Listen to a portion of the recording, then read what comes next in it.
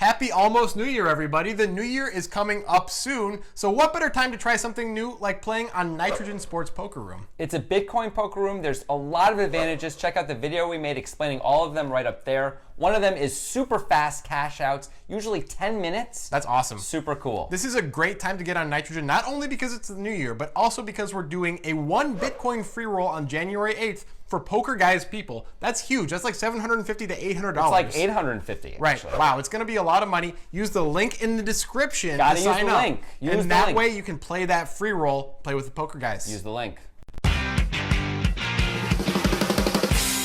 Way back in the day in EPT Kiev, Maxim Lykov and Vitaly Tolokonikov, I think I got that right. I think you did. Got in a massive battle for Russian supremacy, and the fireworks really went off in this EPT hand we're going to show you today. It's an incredible hand. It's a legendary hand, and they're just a few tables away from the final table of this event. They're both very deep. This is before the EPT even did stack sizes. Yeah. That's how long ago Joe it was. Stapleton wasn't even born yet. It's crazy. I'm pretty sure. Dana Negreanu was doing the commentary. Yeah, what's with that? It's insane. But these guys are deep enough that they're both very deep. There's a lot of chips in play here. A lot of chips in play. This hand was suggested to us on Twitter by Craig Wong and Roberto, which is a one-name person like Cher, which is awesome. Indeed. Yeah, very jealous of that. Also, who's another one-name person? I don't know. There's no others. Sonny. There's Roberto. Sonny and Cher. There's Roberto and there's Cher. Madonna. Anyway, if Ronaldo. you have a hand to suggest, please suggest it on Twitter and include a YouTube link. Yeah, do that. We're going to break this hand down as we go, so get ready for some analysis. This is Vitaly Tolokonikov. He picks up a 6-7 offsuit. Well, it looks like he's going to get involved here. You know, one of the things I've noticed about a lot of the Russian players, sort of a theme, is that they really mix it up well. You know, they play conservatively, but every once in a while they just say, okay, I'm going to make a move. It's really difficult to play against players who randomize like that. And another one you're looking at right here, Lykov, has done that rather well.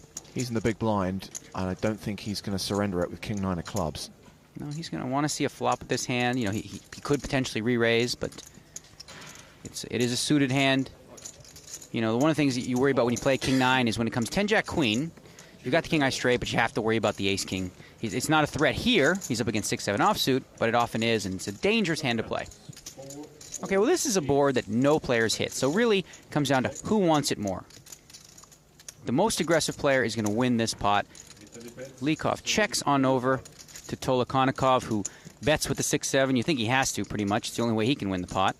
And now Lykov just kind of glance over him, have a look, see if he thinks he's got anything. And he's making the call here with King-High. This is pretty good. Pretty good, huh? Pretty good? That's all we're going to say about calling King-9 on an Ace-4-4 board now? That's just pretty good. It kind of is just pretty good, Jonathan. Here's the thing. Come on. It kind of is just pretty good. Now, Vitaly Tolokonikov, which is a very hard name to say, yes, but I is. think I just pulled it off. I think I just pulled it off. He opened 6-7 offsuit in the cutoff, which seems just like a general mistake. Except, maybe if your opponent in the big blind and all of the other opponents behind you are very weak. But Maxim Lykov was a known entity even at this time. He's not a weak opponent. He's the guy in the big blind. Don't open 6-7 offsuit. Okay? And obviously Maxim Lykov knows that Tolokonikov has a wide range, and that helps him make this call. It's one thing when you raise here and you know everyone's going to fold, but if you have this crazy image and you've got an expert player in the big blind, you want to play against your image most of the time, not into your image. So like playing against your image would mean you'd actually tighten up when it's his big blind, not open a hand as wide as 7-6 off in the cutoff, which I agree with great. You probably shouldn't be doing most of the time anyway. So Lykov probably thinks Tolokonikov has all of the bluffs, so then he has to think, what are the hands that Tolokonikov is betting for value? And sure, he's probably betting any ace in his hand on the flop, right? And any 4, which clearly he probably has some 4s if he's opening 6-7 off. Sure. So fair enough, but there's so many bad hands in there that Lykov is actually ahead of because Tolokonikov is probably not betting pocket 8s here or pocket kings. Right. Those hands just seem like bad hands to bet on this board. So Lykov knows he's usually still ahead if this guy is opening so wide. Right, this is a range thing. Yeah. So even though he's losing to all the value, there's so many pieces of Tolokonikov's range that Lykov is beating. It's a fairly straightforward seeming call ultimately. Right. The problem for Lykov is future bets are probably coming if it's a bluff, and that can get scary. But if you're Maxim Lykov and you're wearing that shirt, you're definitely not afraid of anything. You're not afraid of what other people think. That's for sure. That is for sure. Pretty good read so far on the hand. Turn of 3. Doesn't change too much. Vitaly now with a gut shot straight draw. You can catch a 5. Of course, a 6 or a 7. Well, Pair him up and Lykov, win the pot. has checked him again, and I think Vitali's going to bet again. Well, see, this is some really good poker here. He's firing the second bullet at it. The question is, will Lykov make a call once again with just king high? You know, this is a tough spot to make a call. If the guy does have an ace, I mean, you're drawing completely dead. If he has a 4, of course you're dead. But will Lykov read through this second bullet from Tolokonnikov? He's thinking about it. What an amazing play here. He's just absolutely calling him down with king high, king 9 high. Tolokonnikov is probably going to think to himself, I got to give up now, don't I? Well, the river's a blank. Lykov has checked again. Is he going to fire a third and final time? Is he going to try and steal it on the river? Well, obviously we know the only way he can win the pot here is with a bet. The question is, will it even work? We've seen Lykov make an amazing call on the flop, a better call on the turn. You know, he might be dialed in. He may have some sort of physical tell. They've played a lot of poker against each other throughout the tournament. Just may have a dead read on him and is letting him bluff his chips off. And it looks like he's going for it. Vitali is counting out those chips. Well, the pot over 250,000 already.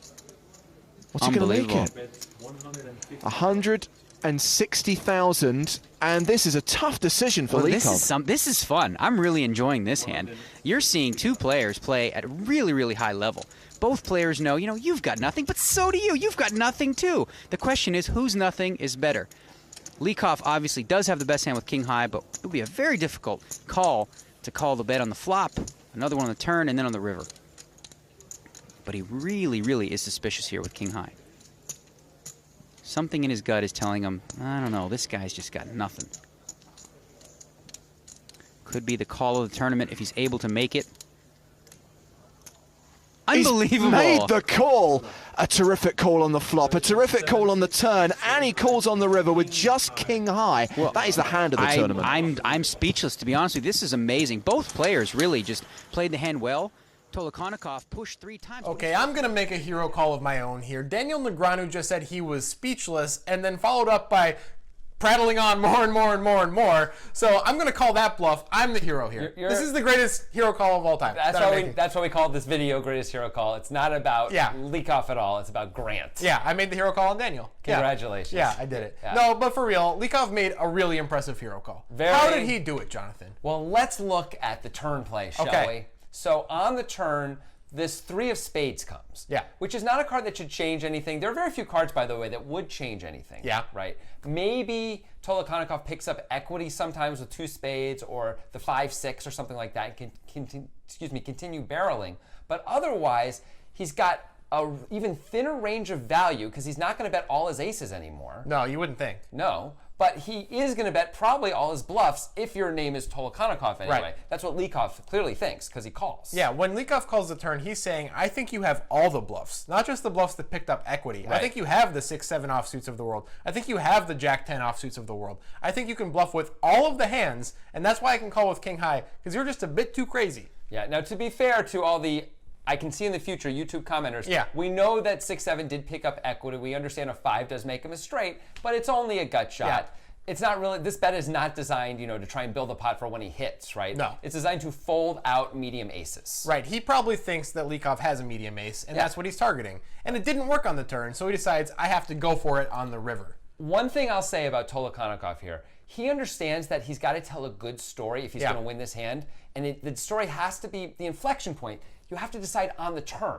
You can't check the turn, bet the river, and fold out a medium ace very often. No, it's not going to happen. But if you bet the turn and bet the river, you might succeed. Right, but maybe not if you're against Maxim Lykov. Maybe not. Definitely not a medium ace. I mean, that was king high. So the medium ace isn't going to fold. So Lykov is sitting there on the river thinking, what is Tolokonnikov saying he has? Because his value becomes razor thin when he bets all 3 streets, including 160K into 260 on the river at a late stage part of an EPT. The question is Tolokonnikov betting a hand as strong, or if you will, as weak, as ace-queen and ace-king? I'm not sure he is. Would he have bet ace-jack on the turn?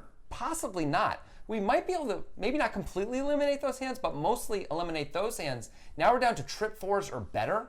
There's just not enough of those. There's very few when you include all of the bluffs still being alive. Right, because in Lykov's mind, probably Tolokonnikov has every bluff there is. Right. He just has all of them, like the one he has. So with all of those combos, Lykov is making the right call here. It looks crazy, but if Tolokonnikov truly does have a triple barrel with all of the hands, he's got a call.